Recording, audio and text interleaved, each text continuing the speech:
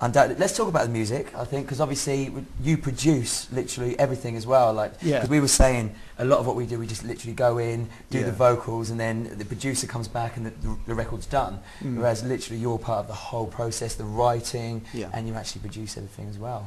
So well, that's kind of as much born out of necessity as anything else. I mean, you know, we're still, you know, very much a cottage industry compared to big signed bands on major labels with huge budgets. So we keep the costs down, and of course, as we were talking earlier about, recording studios now are computer-based things. You know, you don't have to have a massive big desk now. So if you've got a spare room and Pro Tools application and a bit of space, you can record, you know, anything, symphonies at home if you wanted to, if you can fit them all in, you know. Definitely. Musicians in. And your solo stuff, because obviously you've got the solo stuff that you do just as Adam Norsworthy, and then you've also got the Mustangs. What stuff do you prefer doing the most? Do you kind of prefer being part of the Mustangs, or do you like kind of working on your own? And they're so different, because of course with the Mustangs I've got the guys and we're all really great friends, and there's a real camaraderie there, and you know, I mean, John, the drummer, I've been playing, went to school with him, we've been playing together for decades and decades, but the but also there's, you know, you have a responsibility to the other guys in the band it's important. We're a democracy, very much a democracy, the band, because everybody has an opinion, and so I could, you know, many times I've come to the band with a song and the guys are just saying, well, I just don't feel it. So that's okay, it's fine. Whereas if you feel it, it goes on your on a solo thing. I don't have that quality control, which is why my solo records are rubbish. So do you have any stray songs that you want to pass our way? You know. I'll give you my card. You know, right, the same difference, that would take us down a whole new level. It'd take me. I don't know where it would take me. You know, amazing. Now, we heard that you were a judge on a thing called Project Talent in 2006. Yeah. Were you a really nice judge? Because I can't imagine you being kind of nasty. I can imagine you being the nice one. Do you know what? What I sort of judge were you? I wasn't. I was the Simon Cowell. Oh, really? I can imagine that. Well, do you know what? Were you giving like constructive criticism? I was. I was. But I'll tell you why I was the Simon Cowell. I wasn't being nasty for nasty's sake. Yeah. But I was being very, very. I wasn't letting anything that I thought was substandard get through. Yeah. Because, you know, I'm very passionate about music, and there are a lot of people who did that who really didn't have any talent at all. I mean, genuinely. Say it like it is. You really are Simon Cowell. And they needed to be told how they could possibly improve their talent, or if they could. Yeah. Absolutely. And then the people who were very talented, who you could see more potential in, needed to be told. You know, I'm not like I have all the answers, because I don't. You just have to say it like you see it. You know, definitely. You know. So where you could see them improving, you had to tell them. So it wasn't. I wouldn't sit there going, "Oh my God, you're amazing! Everything you do is wonderful." Oh, you know, it was like, it's not you're good for really them good, even. but you know, I think you could be even better. So why don't you try this and try? Why don't you, you know, have you ever recorded yourself and listened to yourself back? No, I never thought of doing that. Well, there you go. Why don't you try that for starters? That sort of thing. Did you find though that, I mean, I know we do. Did you find that when you're judging, you kind of looked at people that remind you of yourself, and you kind of had the heartstrings got pulled, and you were like, "I'm going to give it to them." 90% of the performers were rappers, so I didn't see any of them who reminded me of myself. I was. It was Project Talent was run by Urban Voice, which is a black music record label. Right. And they wanted to launch and expand to a nationwide audience. So they were looking for somebody who had a knowledge and experience of rock, basically. And they'd heard about me, and they'd heard about my live experience and stuff. So they called me up and said, "Look, we're trying to make this much more of a kind of a broader audience.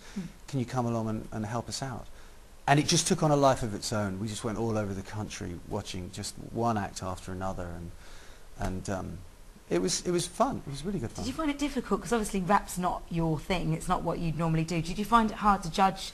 Because I know when we go to these judging things and we have to sit and judge, and someone comes up that's like a break dancer, we're like, oh, it's really difficult to judge, because how can we judge a break dancer against a singer, for instance? No, I at first I was completely out of my depth, but I had the guys either side of me, and very quickly I learnt what made a good rapper and what made a bad rapper. Yeah. And you know, we by the end of the whole sort of process, we were all talking on an equal footing, and these guys were professional rappers, you know, because they were showing me and teaching me what was great about grime and spitting and, you know, all this sort of stuff that you do with rap. And you know, I've never been anti-rap. There's great rap and there's bad rap. There's great rock and there's good rock. There's great blues and there's bad blues. So it's all, I was open to it. You know, I wasn't sitting there just going, this is going to be torture. You know, I was really open to it. So were they doing their own stuff, or was it? Yeah, they were all doing their own stuff. It was amazing. So there was no covers. You couldn't sit there and just tap along. I like this song, so I'm going to choose this person. It was kind of. It's great, isn't it? Though it's great. And it's great you were part of it as well. Oh, it was fun. It was a long time ago though. I mean, we'll go back to the music now because we're dying to know what's it like in the studio with the Mustangs when you're all together and all that kind of stuff. Because do you have a few beers and like jam and then get it down, and or how does it kind of? It's a very serious occasion. Yeah, or do you literally knuckle down and?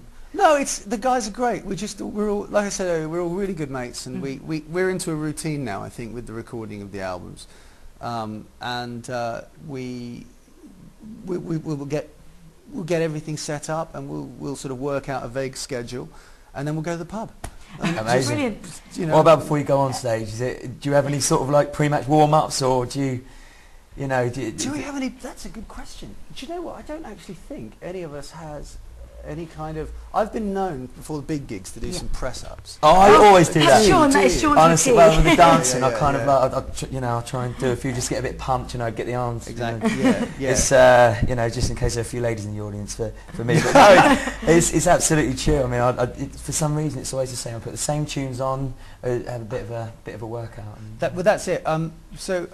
I mean, often we're driving a long way to a gig, and so we have to get out the car and go straight into the venue, you know, and we don't have much time for any kind of routine. You can't be doing press-ups in the middle of a pub. Exactly. Before you but you know, if we have a bit of time and we get somewhere, we stay in the hotel and we'll watch a bit of TV or something, or just you know, John's constantly on the phone, you know, tweeting people or something like that. You'll have to join us on Twitter. Come and say hello. Yeah. So. Now, obviously, the royal wedding is tomorrow. We have to go back to these sort of things because it is a very current affair at the moment. Yeah. What one song would you choose, if you could choose any, to perform at the royal wedding? Now. What song would you choose and why? Is there my God! What, at a royal wedding? At a royal wedding, you are chosen as the band. I would have to choose a Mustang song because we get royalties from all over the world. Everyone would be watching it. You're thinking good there. Do you know what? Derek, our harp player, he's a beautiful lyricist, and he's written some stunning love songs for the Mustangs that we've done. We don't just do. One thing people say about the Mustangs is our albums are very varied. They're not very straight traditional blues. We like to mix it up with some folk and some rock and everything, but it all comes back to the same source of inspiration. So we do actually have some songs, you know, that wouldn't sound completely out of place as a first dance at a wedding. That's lovely. I could just imagine Kate and Wills dancing around like, this is our first dance to the Mustangs. Is it too late to send them a demo? I think you should send one tonight, and maybe it'll get in there. Might just get in there. Never know. You've probably got an invite, so if I just slip you a demo. Oh, I wish. Oh, we wish. I wish. No, nothing like that. This is another thing I was going to say about, because obviously folk is massive at the moment. You know, Mumford and Sons, Knowing the Wear, are turning it, you know, mainstream. Yeah. So do you think that blues will come mainstream, or do you think it's always going to be something that people love and they buy the albums and it's something, you know, underground? Yeah. Well, that's an interesting question. The folk thing is odd because I've always it's come out of nowhere, hasn't it? Yeah. Well, it hasn't really come out of nowhere, and I always knew it was going to happen. Really? Yeah, always. Because my mum's a folk musician, I've always kept an eye on what's happening in the folk world, and I've always played folk songs myself. My solo albums are full of them, and so it's finally broken. Yeah. You know, big, and it was always going to happen, and it'll subside again. But I think the people who are doing it, you know, they're genuine. No one's jumping on this bandwagon. They're all very, very good folk musicians. Laura Marling's fantastic. Yeah. You know. Teddy Thompson, who's Richard Thompson's son. So there's a fantastic tradition of folk music in this country, and it's really nice that it's finally getting bands like Fairport Convention and people like Richard Thompson are finally being sort of, you know, looked up to as these incredibly important figures in one branch of English music. Yeah.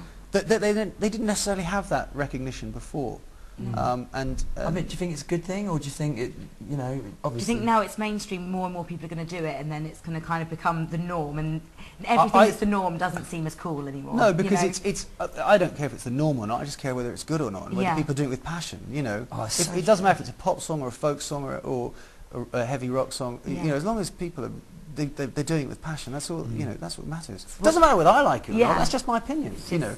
But if they're doing it and they're meaning it, then you can see that and you think like, yeah, fair play to you. Get in there, do it because you want to do it.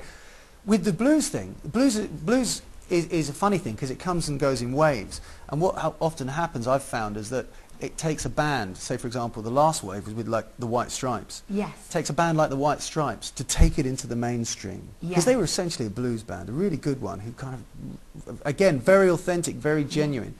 Mixed up a little bit to make it a little more commercial. But that's what you have to do, and that's how things progress. You know, the nature of music itself is that you take influences from all these other things and add it to what you love doing, and then you're progressing your own music more in the style of music. So with the White Stripes, blues came to the fore again, and you know now it's subsided a little bit, and it'll take another band who will do it in 2 or 3 years. It'll be the Mustangs. We know it'll be the Mustangs. We're cheering you on. We're like, but you don't want to go mainstream. If there's one thing I know about the Mustangs, if there is a boat, we are going to miss it. I'm not sure about that. In fact, that's my whole music career. Do you know what? We're going to wrap it up now. It's been absolutely amazing. We're going to thank you so much for coming in. You're going to play us out today, Adam. Thank you so much for coming. We really appreciate it. Listen, it's been an absolute pleasure. Everybody, you can check out the Mustangs on their website, which is www.themustangs.co.uk, or Adam himself at www.adamnorsworthy.co.uk. Thank you so much. That's a pleasure. For being here today, and thank you guys at home for tuning in. We've been Same Difference. This has been Adam Norsworthy. He's going to play you out. This is Portsmouth Live TV. Thank you so much. God bless you all. See you later. Said bye, bye, bye. Gotta go, go, go. Said bye, bye, bye. Gotta go, go, go. Gotta leave this town, no good for my soul. I came here back in '91, wanted fortune, wanted fun. You took me in, took my hand, made this little boy a man. Gotta leave this town, no good for my soul. My head was full of crazy dreams, lots of money making schemes. Soon found out if you wanna win, gotta let the devil in. Gotta leave this town, no good for my soul. Say bye, bye, bye, gotta go, go, go. Say bye, bye, bye, gotta go, go, go. Gotta leave this town, no good for my soul. I met a girl, she loved me so, you just wouldn't let me go. Now she's with another man and I'm living here among the damned. Gotta leave this town, no good for my soul. Said bye, bye, bye, gotta go, go, go. Said bye, bye, bye, gotta go, go, go. Gotta leave this town, no good for my soul. If I catch the midnight train tonight, I'll be so glad I saw the light. If I stay here till I'm 99, I'll be so sad I want mine down. Gotta leave this town, no good for my soul. You gonna sing with me? Said bye, bye, bye, gotta go, go, go. Said bye, bye, bye, gotta go, go, go. Gotta leave this town, no good for my soul. One more time, the Mustangs will Same Difference. Say bye, bye, bye, gotta go, go, go. Say bye, bye, bye, gotta go, go, go. Gotta leave this town, it's no good for my soul. Yeah. Amazing stuff. Thank you very much. Cheers. Thank you. Cheers. Cheers. Go bye, bye, bye. Gotta go, go, go.